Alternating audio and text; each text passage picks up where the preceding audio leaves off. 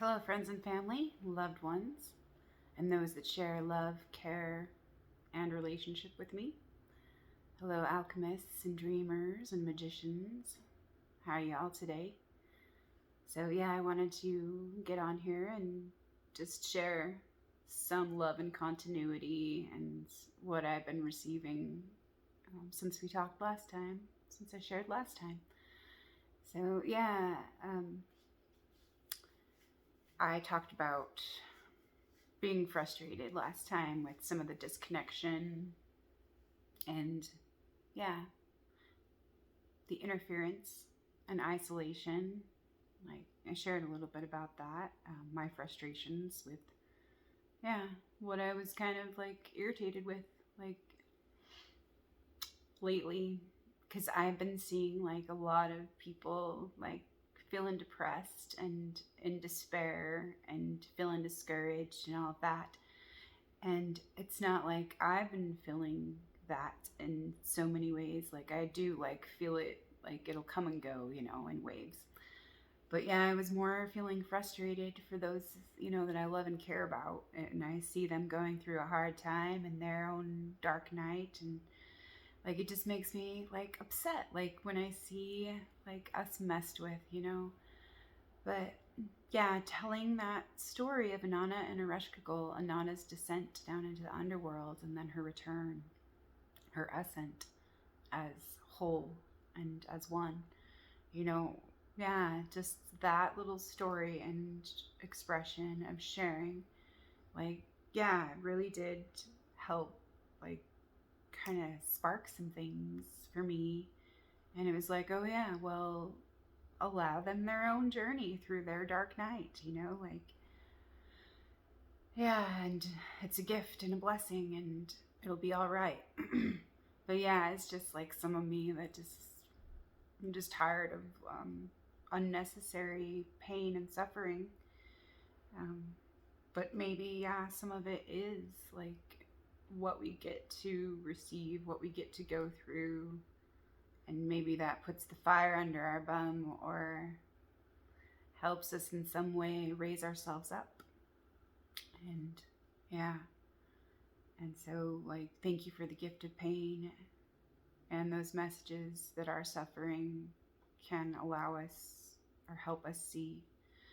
And so, yeah, I wrote a few things that night about, yeah, because that story triggered and activated something in me where it was like, yeah, the compassion of just witnessing and allowing the other to express their pain and yeah, and to be a witness to that and to allow it, not having to like heal it or fix it or make it better for them, but just allow it to be what it is, you know, and it's a part of the process. And so, yeah, it's just kind of, it's hard to watch people suffer, go through their things, and especially being an empath and an highly empathetic being. It's just like, yeah, wanted to protect them from certain things, but now I know it's like right for them in their own journey, like to experience like what they need so they can come back to themselves and, yeah, reunite with themselves, like the parts that they've denied and rejected and forgotten about or neglected. And so, yeah, just kind of feeling into those things. And really, yeah, just tired though of, you know, this perpetuating, myths, lies, and stories that do cause pain and suffering or that keep it going. But yeah, just owning that and being willing to look into that for myself and see where like I might be perpetuating my own suffering or, reinforcing stories that contribute to like, yeah, painful dynamics. Yeah.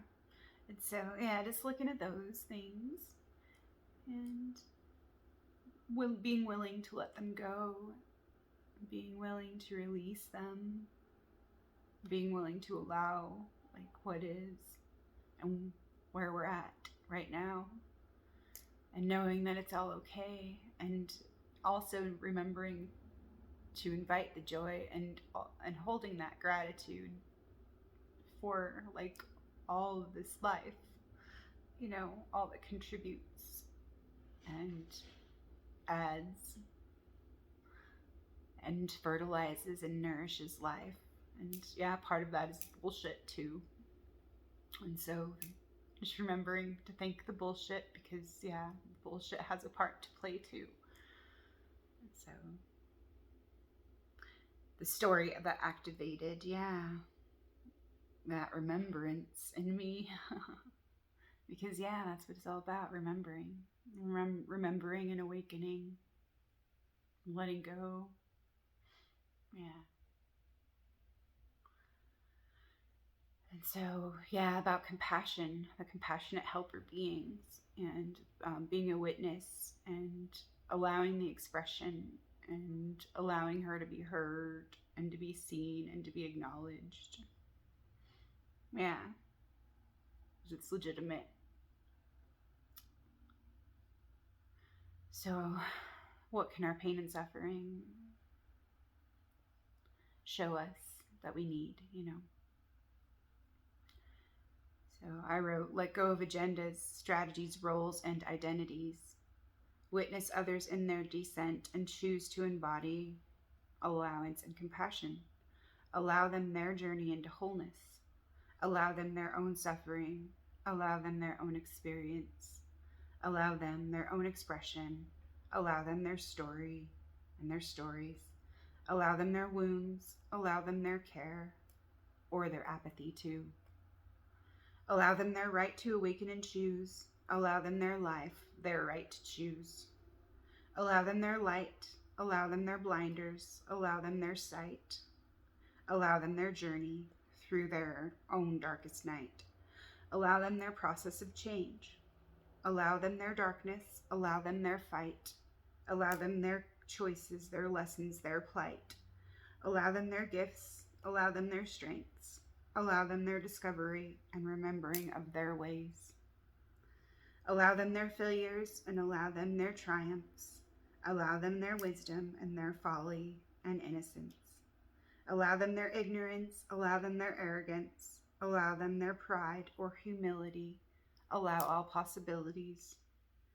Allow them their feelings. Allow them their healings. Allow them their growth, their boundaries. Allow them their responsibilities. Do no harm, but take no shit. Inclusivity and boundaries. Thank you, bullshit. And so, yeah, that was good for me to see, to refocus and recenter and remind me of my responsibilities and what's mine and what's not, and how I can show up and still like share love and be love and choose love without having to fix anything or manipulate it or manage it. It can just be what it is right now. So yeah, that was good for me, like to let go and surrender and allow it to be. So there were some things, because a lot of people in my family, that are dear to me, and some close loved ones and friends, like I know that they're suffering from, some despair and depression, and it's part of the psychological warfare and part of spiritual and emotional exploitation, and like that's what makes me angry about it, and it makes me mad, because it's just like, I wish they could see, like, I wish we could see more clearly, and maybe that's just an old strategy for control, because if we understood what was going on, then we would know what to do. But like, what if what if that's just the old ways of operating through, or operating from? And so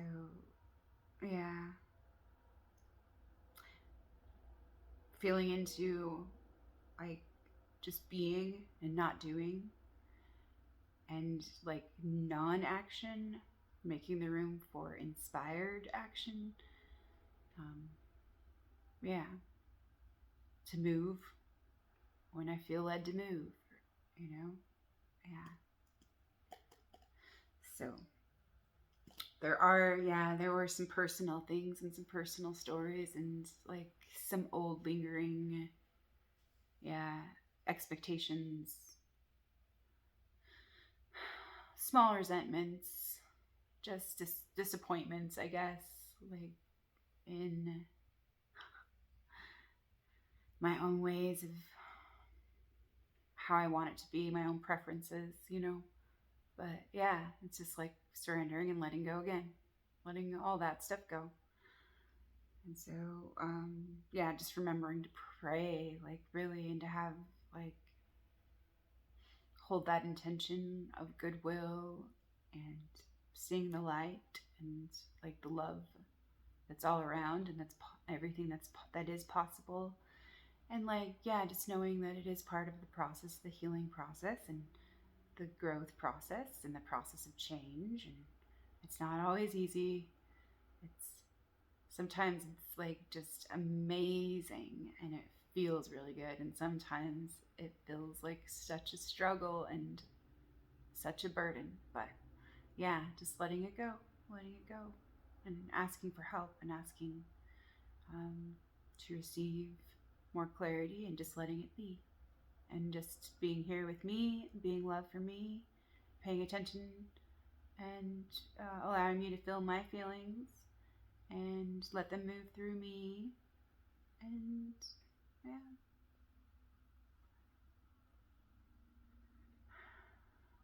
doing my best, like to be easy on me, remembering to invite like joy into my life, and love and new life. And yeah, wishing the same for all others, for all of us. And so yeah, today I picked up a few books, and it was super interesting, like what those messages had for me and what they had to say. And something fun, yeah, that has just come up in the last couple days, and a few times for me to play, is duck. Fuck a duck. My little fuck a duck. I borrowed it from my husband. Yeah, I love this stuff. And so yeah, duck has come up a couple times for me, and I have a pond behind my house, and of course I see them about every day, swimming, and I like watching them. Like, yeah, it's pretty cool, like how graceful they are on the water, and then just kind of how they waddle on the land too. Like how, they have a relationship with the water, and they have a relationship with the earth, and they have a relationship with the air, like, and like through those movements, and all of that. And it's very interesting to see them like in the air versus in the water versus like on the earth, like. And yeah, it's just interesting, like, to relate that in a lot of ways, like to consciousness and things. And yeah, sometimes we have our elements that we're more comfortable in, and all of that too. And so yeah, it's interesting to look into that. But yeah, I wanted just to share a little bit about duck, and what I wrote today earlier before I looked into that. And so yeah, I was just thinking about like some of my friends and my family, and just like some old dynamics and stuff, and just certain dynamics, family, generational, patterns and roles and archetypes, and certain roles that we played into, or that we played at being, or that we assumed ourselves to be, but it was just an outer layer, or some identity. Yeah. So I was just writing about some things about like I'm sorry that You know, you were made to believe that we're helpless and powerless and weak, you know, and a burden and all of that. And so your life is not a burden for someone else to be responsible for or carry. Like, you are worthy, you matter, you are loved, valued, and needed here. If we're here, then we are needed here, and there's a reason we're here. And yeah, for all of us that are here, we all have a gift to carry for the whole. And yeah, the gifts that we can give, there's someone here that needs that. And so yeah, let's remember that. Like, and we're very needed, and we're valued, and yeah, we're worthy of being loved and being here. And we don't need to justify our lives and through proving like that we deserve to be here, you know, because that's a lie, and that's a myth, and that's a story. Yeah. So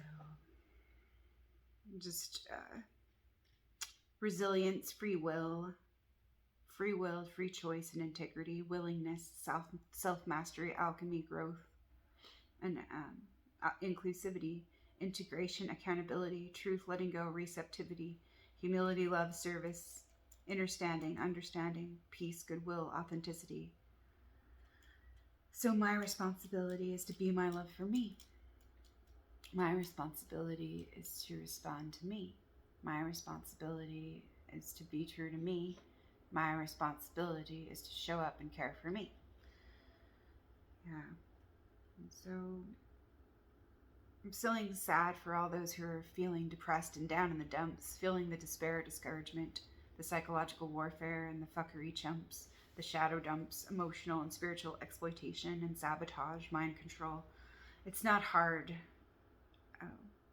It's hard not to be or feel angry about this when it causes and perpetuates so much pain and suffering through division, separation, isolation, fear, and trickery. I guess it is an opportunity to look within and go deeper within our own beings, if we so choose, or we can allow ourselves to look from within and bring forth and bring through all that we have within us to birth the new, true, and full through, birthing our true selves through our being. So raise the frequencies, and change the frequency, change the game, change the reality. Claim our sovereignty and our abilities to make a difference, participate, show up, and respond to co-create a new reality, one that is aligned with our heart's truth, our living truth, who we really are, all the love we are. See the light and the love within everyone. Ask and ye shall receive. Expect miracles are unfolding, and gifts and blessings are being manifested, offered and received. Love through all ways. Now I'm not feeling as defensive or reactive, recentering and remembering all is right to be. So be. Use my voice, my energy, my creativity, direct, choose, allow, make space, and open to I am willing. Divine intervention, non-action, and inspired action. What wants to be expressed, served, loved, attended to, through you. In this moment of now, what would serve love most right now? Surrender and allow. Allow and be here now. And yeah, so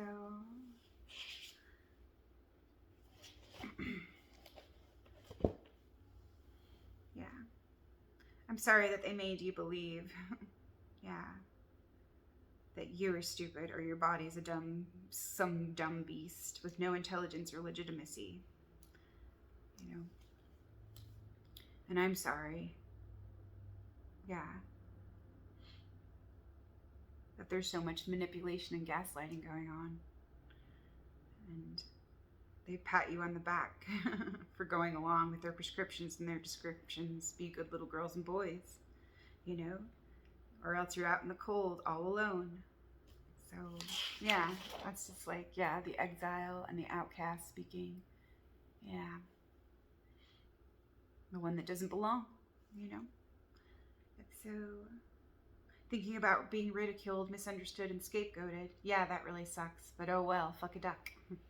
I no longer will agree to the myths and stories that separate you and me, or me from we, or that keep me at war with myself and divided from me and we.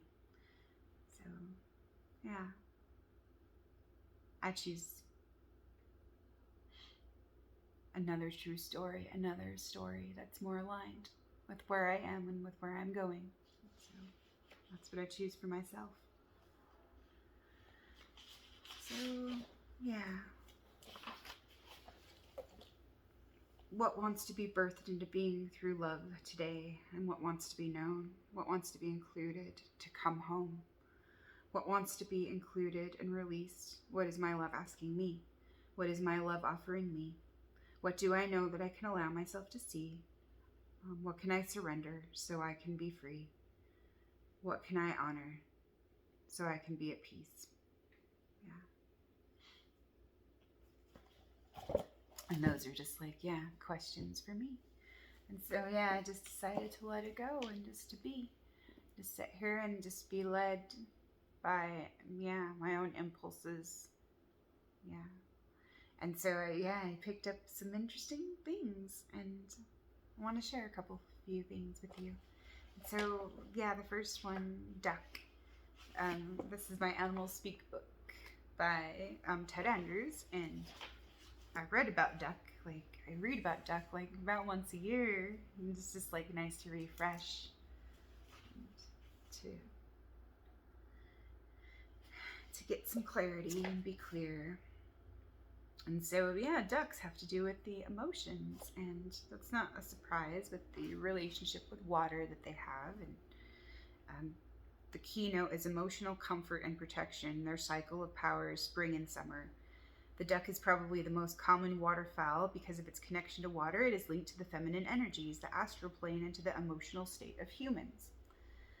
Water is necessary for all life on Earth. Nothing can live without it. Ducks can remind us to drink of the waters of life as well as to nurture our own emotional natures. All breeds of ducks swim. Some can dive as deep as 100 feet. Others eat by dipping under the water, reminding us we can find sustenance in our emotions. So I thought that was interesting, that some go really, really deep. Some can dive deep. And then some just kind of dip their heads in, and stay close to the surface. So that's interesting too. Like, yeah. Our comfort levels as well. And so all ducks live near water or on the water except the wood duck. On land, they do not move as well. For those with a duck as a totem, it may reflect an inability to feel comfortable with most people in your life. It may reflect a need to find comfort in your own element and with those of life, mind, and spirit. Ducks can remind us that we are going to have such an opportunity. Ducks have played important roles in our other countries and cultures, and this may reflect past life connections. The Egyptians were the first to domesticate ducks. The Chinese pioneered the art of duck raising. These are but two simple examples that could be explored. Yeah, and I feel like, that's pretty cool. I have some awesome connections, and past life connections with the Egyptians and the Chinese. Yeah, cultures. So the colors of the duck can help you in determining specifically the role it will play in your life. Most ducks are a variety of colors, ranging from white to the rich blue-green iridescence of mallards and wood ducks. The mallard is one of the most prolific ducks. It is probably good that it is so, because it is also one of the most widely hunted. They can be very amiable and display a wide variety of motions. They are also easily imprinted. For several years, I participated in an adopted duck program by the Dayton Museum of Natural History every Easter. The mallards would be raised until old enough to be released into the wild to help repopulate certain areas. They would follow me around the house and yard. I was, to all purposes, their father and mother. They have a great ability to show affection, and they are very community-oriented. They like having others around. They will also return to wherever they feel safe and comfortable. Ducks can sometimes remind us to return to those parts of ourselves or those activities that we feel safe and comfortable in as well. During the summer, most male mallards go through an eclipse phase, a period in which they are flightless. During this time, they wear the drab plumage of the female for extra protection in the rearing of the young. Even the young take to the water easily, and it reminds us not to close off our emotional sides. We should be as willing to explore our emotions as every other aspect of our life. The wood duck is also a colored wild duck. It has an iridescence to its feathers that reflects a kind of spirituality that will open up to you as you begin to come into your own element. Wood ducks all perch in trees to some extent, and they have toes on their webbed feet to help them in climbing. The wood ducks nest in the hollow branches in large woodpecker-type holes above and away from the water. How the young get out of the nest and into the water is difficult to say, although it is generally accepted that ducklings can and do jump down from the trees alone. Wood ducks in general have many intriguing habits, more than can be covered in this work. As you study them, you will find ways of applying their habits to your own life. All ducks have a grace upon the water, and as a totem, they can help you to handle your own emotions with greater grace and comfort. They serve to teach you how to maneuver through the various waters of life. Many psychologists and therapists could do no better than to have duck as a totem to assist them in helping others to move through their own emotional tangles. So, I thought that was awesome and perfect. Yeah. Pretty profound for me to receive, and so yeah, thanks for letting me share. So yeah, being comfortable in our own element, and yeah, returning to that, like returning home, like yeah. So I've been like really hard on myself, like to like putting pressure on myself to push my comfort zones, because sometimes like I need a little push, you know. But yeah, it's okay to allow myself to come back home, like when I need to recharge and refresh and reset and all that, and recalibrate, reconnect, you know. And so yeah, that's kind of interesting, because the next thing that I opened was my Women Who Run with the Wolves book by Clarissa Pinkola Estes, and that was what it was about, was returning home. And so I'll just share this little part, these couple few pages with you.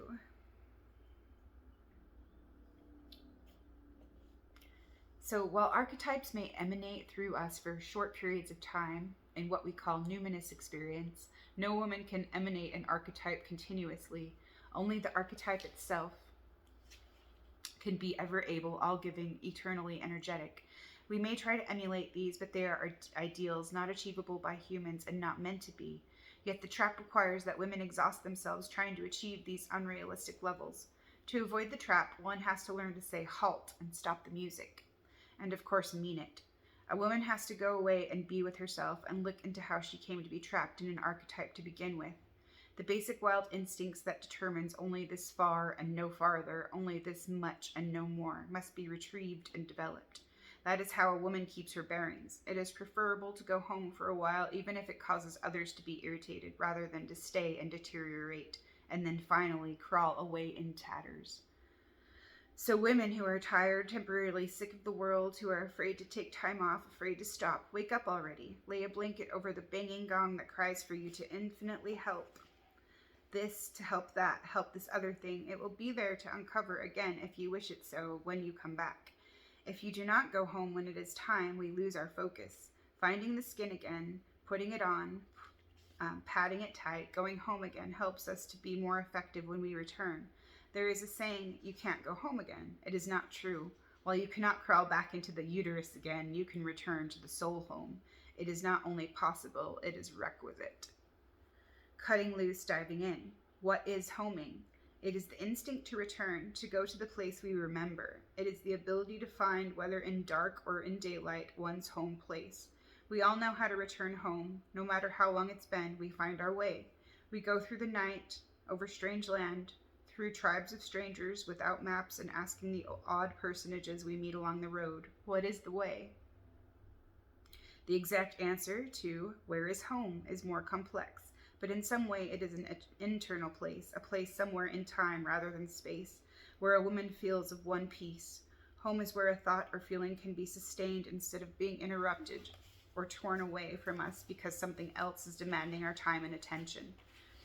And through the ages, women have found myriad ways to have this, make this for themselves, even when their duties and chores were endless. I first learned this in the community of my childhood, where many devout women rose before 5 a.m. and in their long dark dresses wended their way through the gray dawn to kneel in the cold nave of the church, their peripheral vision cut off by babushkas pulled far forward. They buried their faces in their red hands and prayed, told God stories, pulled into themselves peace, strength, and insight. Oftentimes my Aunt Catherine took me with her. When I once said, "It's so quiet and pretty here," she winked as she shushed me. "Don't tell anyone, it's very important secret." And so it was, for on the walking path to church at dawn and in the dim interior of the church itself were the only two places of that time where it was forbidden to disturb a woman. It is right and proper that women eke out, liberate, take and make, connive to get, assert their right to go home. Home is a sustained mood or sense that allows us to experience feelings not necessarily sustained in the mundane world. Wonder, vision, peace, freedom from worry, freedom from demands, freedom from constant clacking. All these treasures from home are meant to be cached in a psyche for later use in the topside world. Although there are many physical places one can go to feel her way back to this special home, the physical place itself is not home. It is only the vehicle that rocks the ego to sleep so that we can go the rest of the way by ourselves.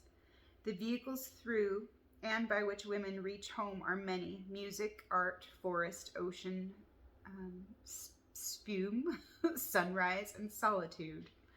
These take us home to a nutritive inner world that has ideas, order, and sustenance all of its own. Home is the pristine instinctual life that works as easily as a joint sliding upon its greased bearing, where all is as it should be, where all the noises sound right, and the light is good, and the smells make us feel calm rather than alarmed. How one spends one's time and the return is not important. Whatever revivifies balance is what is essential. That is home.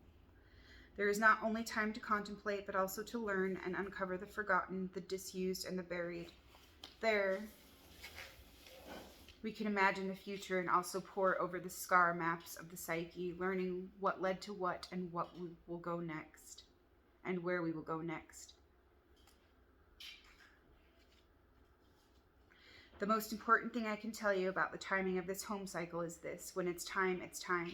Even if you're not ready, even if things are undone, even if today your ship is coming in, when it's time, it's time. The seal woman returns to the sea not because she just feels like it, not because today is just a good day to go, not because her life is all nice and tidy. There is no nice and tidy for anyone. She goes because it is time, and therefore she must. We all have favorite methods of talking ourselves out of taking the time to go home, yet when we retrieve our instinctive and wildest cycles, we are under a psychic obligation to arrange our lives so that we can live them more and more in accordance. Arguments about the rightness versus the wrongness of leave taking in order to return home are useless. The simple truth is that when it's time, it's time. Some women never go home and instead live their lives a la zona zombie, in the zombie zone. The most cruel part of this lifeless state is that the woman functions, walks, speaks, acts, even accomplishes many things, but she no longer feels the effects of what has gone wrong. If she did, her pain would make her immediately turn to the fixing of it. But no, a woman in such a state hobbles on, arms out, defended against the painful loss of home, blind, and as they say in the Bahamas, she gone sprat, meaning her soul has gone off without her, and left her feeling, no matter what she does, not quite substantial. In this state, women have an odd sense that they are accomplishing much but feel little satisfaction. They are doing what they thought they wanted to do, but the treasure in their hands has somehow turned to dust. This is a very good awareness for a woman to have in such a state. Discontent is the secret door to significant and life-giving change. Women I've worked with who have not been home in 20 or more years always weep upon first setting foot on that psychic ground again. For various reasons, which seemed like good ones at the time they spent years accepting permanent exile from the homeland, they forgot how immensely good it is for rain to fall on dry earth. For some, home is taking up an endeavor of some sort. Women begin to sing again after years of finding reason not to. They commit themselves to learn something they've been heartfelt about a long time. They seek out the lost people and things in their lives. They take back their voices and write. They rest. They make some corner of the world their own. They execute immense or intense decisions. They do something that leaves footprints. For some, home is a forest, a desert, a sea. In truth, Home is holographic. It is carried at full power in even a single tree, a solitary cactus in a plant shop window, a pool of still water. It is also at full potency in a yellow leaf lying on the asphalt, a red clay pot waiting for a root bundle, a drop of water on the skin. When you focus with soul eyes, you will see home in many, many places. For how long does one go home? As long as one can, or until you have yourself back again. How often is it needed? Far more often if you are sensitive and are very active in the outer world. Less so if you have thick skin and are not so out there. Each woman knows in her heart, how often and how long is needed. It is a matter of assessing the condition of the shine in one's eyes, the vibrancy of one's mood, the vitality of one's senses. How do we balance the need to go home with our daily lives? We pre-plan home into our lives. It is always amazing how easily women can take time away if there is an illness, if a child needs them, or if the car breaks down, if they have a toothache. Going home has to be given the same value, even stated in crisis proportions if necessary. For it is unequivocally true, if a woman doesn't go when it's her time to go, the hairline crack in her soul psyche becomes a ravine, and the ravine becomes a roaring abyss. If a woman absolutely values her going home cycles, those around her will also learn to value them. It is true that significant home can be reached by taking time away from the click-clack of daily routine, time that is inviolate and solely for ourselves. Solely for ourselves means different things to different women. For some, being in a room with the door closed, but still being accessible to others is a fine return to home. For others, though, the place from which to dive to home needs to be without even a tiny interruption. So, yeah. I think I'll leave it there.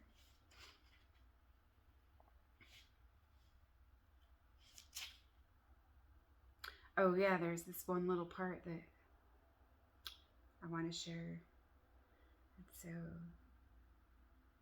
there are many ways to go home. Many are mundane, some are divine. My clients tell me these mundane endeavors constitute a return to home for them. Although I caution you, the exact placement of the aperture to home changes from time to time, so its location may be different this month and last. Rereading passages of books and single poems that have touched them.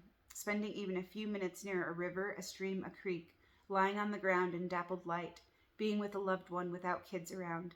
Sitting on the porch shelling something, knitting something, peeling something, walking or driving for an hour, any direction, then returning, boarding any bus, destination unknown, making drums while listening to music, greeting sunrise, driving out to where the city lights do not interfere with the night sky, praying, a special friend, sitting on a bridge with legs dangling over, holding an infant, sitting by a window in a cafe and writing, sitting in a circle of trees, drying hair in the sun, putting hands in a rain barrel, potting plants, being sure to get hands very muddy, beholding beauty, grace, the touching frailty of human beings. So it is not necessarily an overland and arduous journey to go home, yet I do not want to make it seem that it is simplistic, for there is much resistance to going home, no matter if it be easy or hard. There is one more way to understand women's delaying the return, one that is far more mysterious, and that is a woman's over-identification with the healer archetype. Now, an archetype is an enormous force that is both mysterious and instructive to us. We gain great stores by being near it, by emulating it to some extent, by being in balanced relationship to it. Each archetype carries its own characteristics that support the name we give the archetype: the Great Mother, the Divine Child, the Sun Hero, and so forth. The Great Healer archetype carries wisdom, goodness, knowing, caregiving, and all the other things associated with the healer. So it is good to be generous and kind and helpful like the Great Healer archetype, but only to a point. Beyond that, it exerts a hindering influence on our lives. Women's heal everything, fix everything compulsion is a major entrapment constructed by the requirements placed upon us by our own cultures, mainly pressures to prove that we are not just standing around taking up space and enjoying ourselves, but that we have redeemable value. In some parts of the world, it is fair to say, to prove that we have value and therefore should be allowed to live. The pressures are introduced into our psyches when we are very young and unable to judge or resist them. An imprinting. They become law to us unless unless or until we challenge them. But the cries of the suffering of the world cannot all be answered by a single person all the time. We can only choose to respond to those that allow us to go home on a regular basis. Otherwise, our heart lights dim to almost nothing. When the heart wishes to help, is sometimes different from what the soul's resources be. If a woman values her soul skin, she will decide that these matters according to how close she is to and how often she has been home. So yeah, I thought that was super interesting. Because that's like where I started reading. Yeah, I kind of went back around in a circle again to see what was before where I started, and it like brought me all around. It brought me, yeah, through that circle. Yeah, back home. So that was just kind of funny. The great healer archetype carries wisdom, goodness, and knowing, caregiving, and all the other things associated with the healer. So it is good to be generous and kind and helpful like the great healer archetype, but only to a point. Beyond that, it exerts a hindering influence on our lives. Women's heal everything, fix everything compulsion is a major entrapment constructed by the requirements placed upon us by our own cultures, mainly pressures to prove that we are not just standing around taking up space and enjoying ourselves, but that we have redeemable value in some parts of the world, it's fair to say, to prove that we have value and therefore should be allowed to live. And that's like just one of the things that I started questioning last year. Like, what is this about? Like, where do we feel like we have to justify our lives? Like, we have to prove that we're worthy, or prove that we have value, or prove that we're good enough, like, to be here, or to take up space, or to be alive. And I just, like, there was a part of me that knew that was complete bullshit, and in so many ways, but now just seeing it, like, wow, in a new way as well. And yeah, so that was a great gift for me to receive today. And this also came up for me. When One Woman Heals, Rise, Sister Rise by Rebecca Campbell.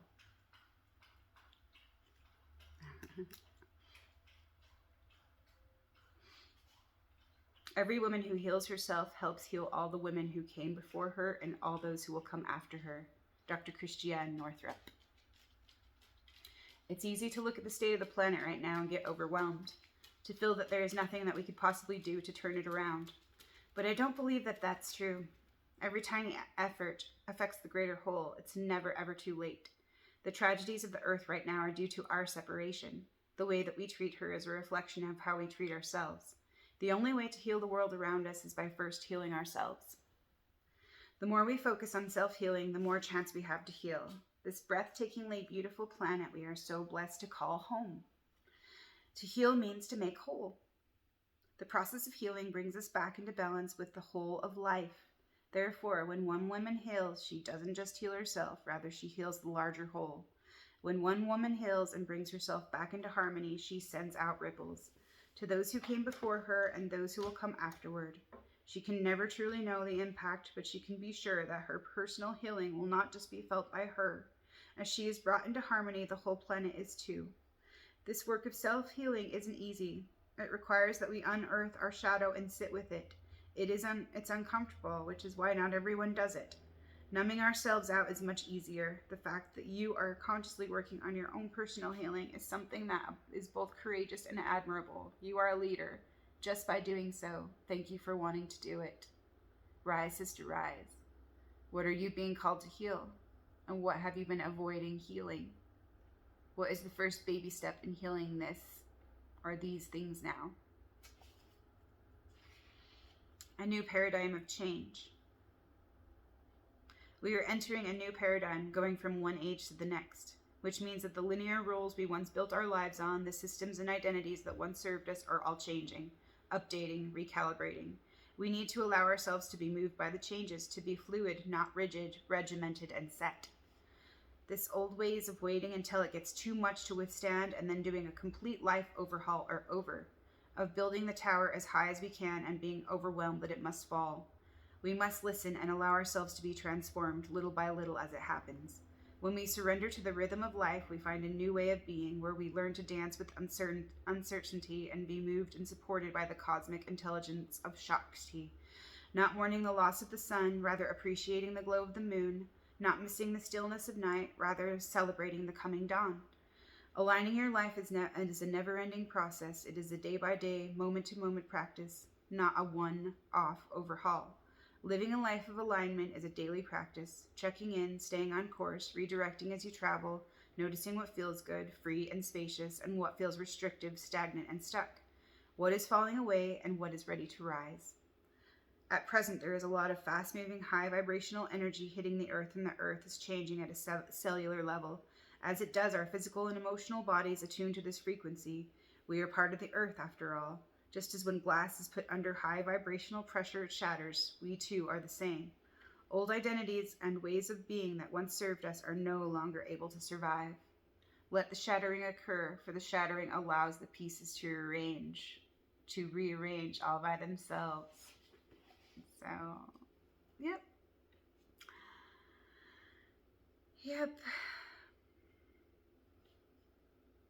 And then the page before that, before When One Woman Heals, it's called Returning.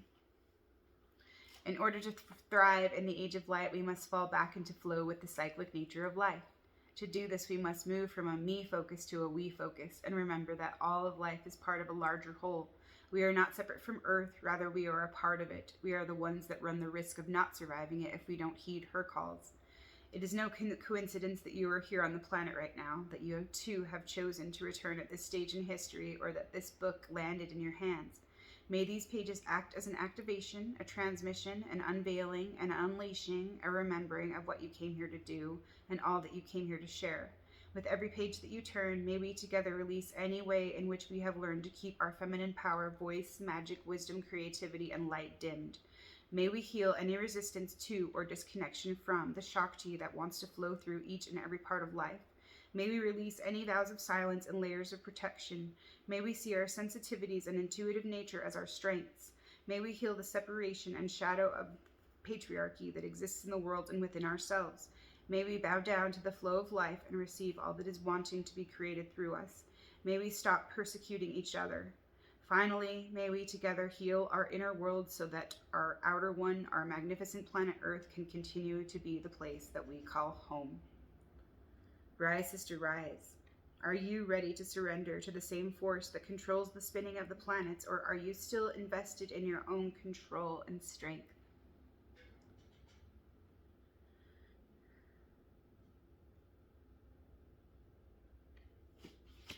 And so, yeah, I thought those were freaking amazing little messages that, I was asking to receive, and I was, open to receive, and I was able to receive.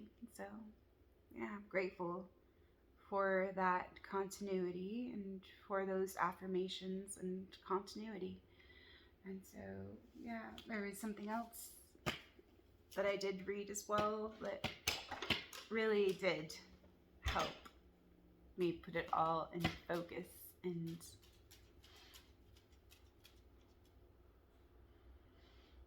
to feel at peace with what is, and to allowing the process and allowing my own process.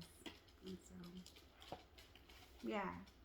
and it's really interesting as well because it does, it aligns with a tarot card reading that I did about 2 weeks ago, and I wrote down some notes about it, and I've just been practicing. I've used the tarot cards for the last couple of years just for meditation and to get more familiar with the sacred archetypes, the divine archetypes, and just was nudged and called to them, or they called to me, and so but I've had so many people ask me in the last little while, like, hey, will you read my cards? And I'm just like, I'd love to do that, and let's do it sometime. So I'm just choosing to practice different spreads and things, and just to give myself readings and all those things, just to, it's just to play with it and develop it and all of that. And it was like my first reading that I'd done in a very, very long time. I usually just like pick a card or two of different decks and whatnot, but I haven't done like a spread like for years. And so I chose to do that because I really, want to explore this and explore the possibilities. And it was like a very, very interesting reading. And I do want to just share a few things about it. And, but first, I want to share a little bit from The Return of the Feminine and the World Soul. And that was the last book that I picked up before I started this video. And so, here we are.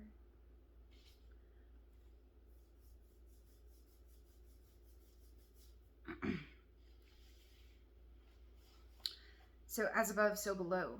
As a result of Jung's writings on alchemy, we have begun to understand the nature of the inner alchemical work. The work on the alchemical lead, the prima materia, that which is glorious and vile, precious and of small account, and is found everywhere, is the work on the shadow, the rejected and unacknowledged parts of our psyche, the philosopher's stone, the gold made from the lead. That is our own true nature, the self. Rather than a transcendent, disembodied divinity, alchemy reveals a divine light that exists in the very depths of our psyche. This light, hidden in the darkness, the lumen naturae, is our instinctual self and natural way of being, which, until it is revealed, is covered over by patterns of conditioning and the layers of the false self. What is the difference between the light discovered in the depths of the psyche and the light of our transcendent divine self glimpsed in meditation or other experiences? It is the same light experienced in different ways. The Sufis know that the beloved, the source of all light, has both an immanent and a transcendent quality. The beloved whom we love is both nearer to him than his jugular vein and beyond even his idea of the beyond. The self, larger than large and smaller than small, has the same dual quality. And here is, what I flipped open to,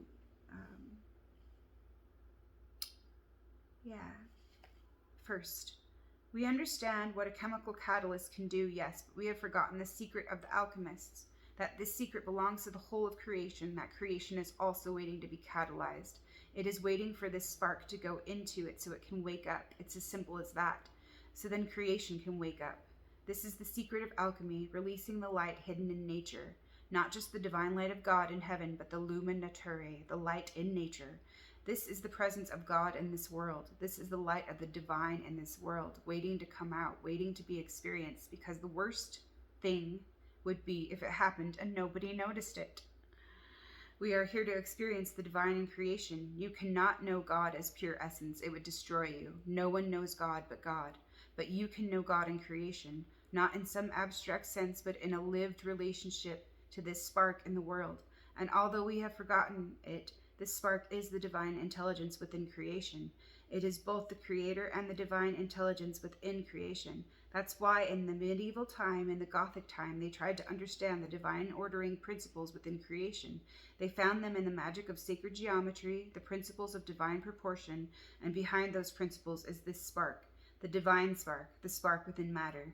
This is the divine energy of creation itself. So it's very potent, very, very powerful. It can change the world. We don't know how to do it. We don't know what to do. But she can tell us how to do it, And so to make a relationship with God, you return to simple things, to what you cannot live without. It's always an interesting spiritual practice to see what you can live without. In the West, we tend to accumulate, and accumulate. We accumulate things we think are important, and not just things. We also accumulate ideas, thoughts, information. But when you go back to what is basic, you find that life is present, and life is this incredible sacred light, sacred energy, sacred substance, and it is waiting to be infused with the light of human consciousness. This is alchemy. This is the catalytic relationship in alchemy. This is part of the secret that the alchemists understood, the secret of creation, the way that the light of human consciousness is the catalyst for creation. So, it is the same for this body, this being called the earth. This divine presence that we live in, it is meant to transform. At this moment in time, it is meant to transform. I'm not the only person who says that. There's a Mayan prophecy that says that a fundamental change is going to happen in the year 2012. We're going to wake up in a different world. It's the end of time. It's the beginning of time. So, yeah. And maybe something is going to happen. There are signs that the world is waiting to transform, just as there are signs in individuals when they are waiting to transform. They begin to get certain dreams, certain shifts begin to take place, just as there are signs in a caterpillar when it's waiting to enter its cocoon to become a butterfly. And those signs are visible in the world now, and they're not just in the crises. I personally think that global communication and the internet are among the signs of the world waiting to transform, waiting to shift into a different level of consciousness. But real transformation is a very precarious process. When certain energies are woken up in an individual, one can go crazy. When I was 23 and my sheik woke me up on the plane of the soul, it took me 9 months to come back again. It was a very delicate time. That's why when you are really going to transform inside yourself, often the energies get drawn inward. Jung used the alchemical term brooding for this process. The energy takes you in. You don't have the same energy you had to go out and do things, which is difficult in this very extrovert culture called America. You have to be much more attentive to signs, to how things are. And that's exactly how it is now in the world. There are signs. And many of us have seen those signs. I wrote about it years ago when I said that magical unicorns that used to be deep in the forest can now be seen on street corners. I experienced it for myself on a very mundane level when a year ago I was driving on the freeway through Berkeley in the Bay Area, and suddenly I saw a billboard on which was written my favorite Zen koan of all time. The wild geese do not intend to cast their reflection. The water has no mind to receive their image. And there it was on a billboard by the freeway. I mean, what could be more of a sign than that? But most people are far too busy. This is just the accepted thing today. Everybody is far too busy. I don't know what they are busy doing, but they are busy. Yes, life has sped up, but there is also this American addiction, maybe a product of its Puritan heritage that you've got to be busy. It's as if Americans are persecuted by time. We have this bizarre sort of infantile relationship to time. It's very strange. But there is real opportunity now for those who are actually awake or prepared to be awake, because there are certain things that are going to happen. And if you are awake when they're happening, you can take part in them. If you are attentive to the world soul, she is going to let you work with her in ways you've never been able to work with her. She is going to tell you how to help her to wake up. It's like being invited to participate in a friend's birth. It's really, really amazing. A few years ago, I thought, wouldn't it be great if everyone woke up? And then I realized that it was impossible. But I want to be here. I actually want to be here now, when the world is wanting to wake up, when the soul of the world is wanting us to work with her. And she is going to tell us what to do, because she's been around a lot longer than we have. She'll have to tell us because all of the books that could help us have been burnt. Yes, there were some books in Tibet. I have a memory of reading them a long time ago. And there were very ancient books in other libraries, but they're gone. You can't find it now in books because it hasn't been written. It's been gotten rid of. And the oral traditions of the Native American elders who understood it, they're mostly gone too. But you can be there when it happens. I don't know exactly when it's going to happen. There are signs, but we don't know how to read the signs. That's part of the catch-22. Nobody can tell us how to read the signs anymore. It's such an adventure to be present with this energy, this power within creation, within the soul of the world, which is our soul. We are a part of it. It's not our mother, because if it's our mother, then we remain children and play the part of children and do not take our full responsibility, or too often become delinquent adolescents. Instead, we need to make a mature relationship, what is called co-creation, working directly with the energy of creation, being present. The first thing you have to do is be present, and it's amazing how few people show up even in their own lives. They live other people's lives of how they have been told to live, and they forget they have a life of their own. We have to be present in our own life, the life of our own soul, and the life of the world soul. So you have to show up in your life, and you have to show up in the life of the world. And the life of the world is not a shopping mall or a problem to be solved by economists or scientists, because it's not made like that. It's not a computer-generated model, just as you're not a computer-generated model. You're not a statistic. You are a mixture of heaven and earth, an incarnation of a divine spark. And the relationship with the world is a relationship of microcosm to macrocosm, a spark that goes from your consciousness, from your heart, to the heart of the world. It is so simple, so primary, just as everything in spiritual life is primary. It's like that moment in the human incarnation when you become aware of this spark within you, this awakening of your soul. It's an act of grace, a gift from the higher self. It's very beautiful how it's done. At a particular moment in your incarnation, the higher self is allowed to wake you to your own soul, your divine nature. And after you're given this gift, this infusion of divine energy, you can call it grace. You are no longer the same person. Something in you is woken up, and suddenly your whole life changes. There is this light, there is this hope, there is this sunshine in the eyes. It's in the incredibly beautiful and the most precious moment. I know when it happened to me when I was 16, suddenly the whole world was there, as it had always been, but I had never seen it, full of light, full of beauty. And all you have to do is be present and say yes, to be present in your life and in the life of the world as it belongs to the soul of the world. We have forgotten about her for so long, but she is alive, she is here now, and she is waiting to wake up. So, how beautiful is that? And how affirming is that? Yeah. How great. Yeah. And how true is all of that? So yeah, maybe I will share a little bit more in my next video of the tarot reading that I did. Let's see, what day was it? What day? It was on February 4th. And so, yeah, and it's the 17th today. So yeah, a couple weeks ago. And yeah, thanks for listening. Thanks for, showing up today. Thanks for being you. Thanks for being love for you. Thanks for being here. Love needs you. Yeah. Your love needs you. Our love needs you. She needs you. Yeah, we all need you. So thank you for being you. Being here. Being part of all this, dear. All right. Love y'all. Hey, blessings and cheer. And yeah, let's remember, let's all be right here. It's all right to be. It's all right to be here. All right.